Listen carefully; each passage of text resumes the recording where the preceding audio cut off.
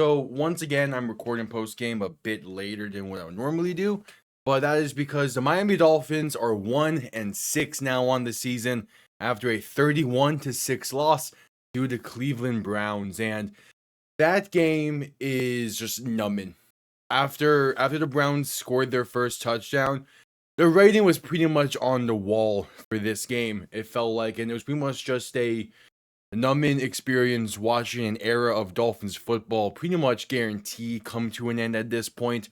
Though I don't believe that we're gonna see Greer or McDaniel fired just yet, because that's not really the way that Steven Ross runs things, sadly.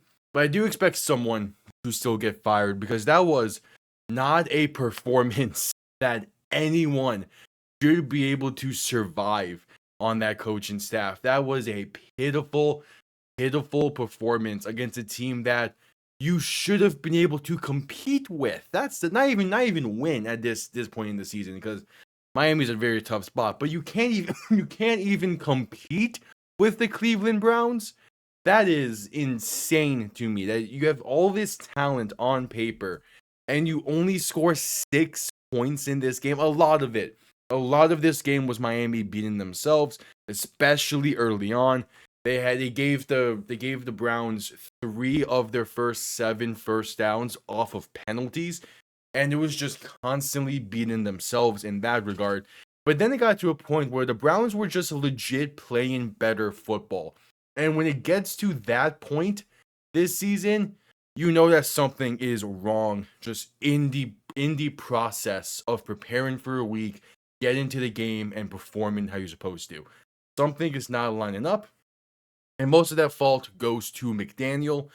But the last time Steven Ross fired a head coach mid-season, that was 2015 with Joe Philbin. So I doubt we're going to see that kind of change, which is definitely needed, but it's just probably going to be an off-season move.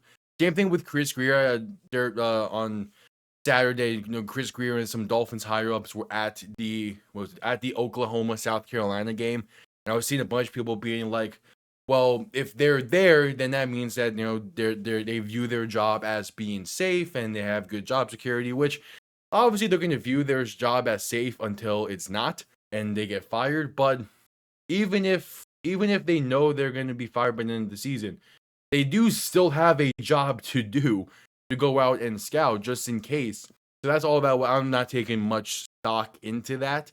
I'm still hoping that Greer, I'm kind of expecting Greer to be fired at some point, but the bigger thing that leads me to believe he won't be is the Brian Flores lawsuit, but that is a story for a completely different day. The big takeaway from this is the offense is the entire team is just broken, and a new era needs to arrive in Miami.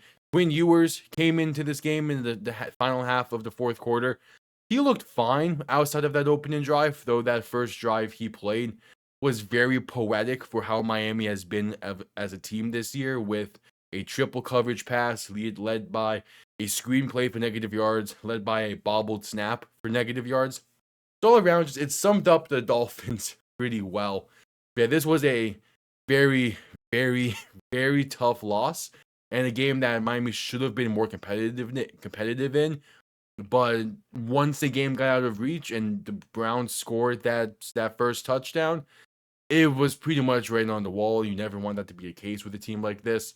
A new era is going to emerge. So a lot of these post games, the rest of the way, is less going to be how did the full team play and what I expect to happen going forward, and more so just talking about certain guys that really stood out to me that I would like to see remain on the team into next year. But I'm expecting a pretty close to clean house. Still not expecting a sell-off at the deadline. I think that would come in the off season. But yeah, it's gonna be a fun final 3.5 months of this season for Miami. We'll see how all things go. But thank you all for tuning in. I'll see you all next time. Have yourselves a damn good one. Peace.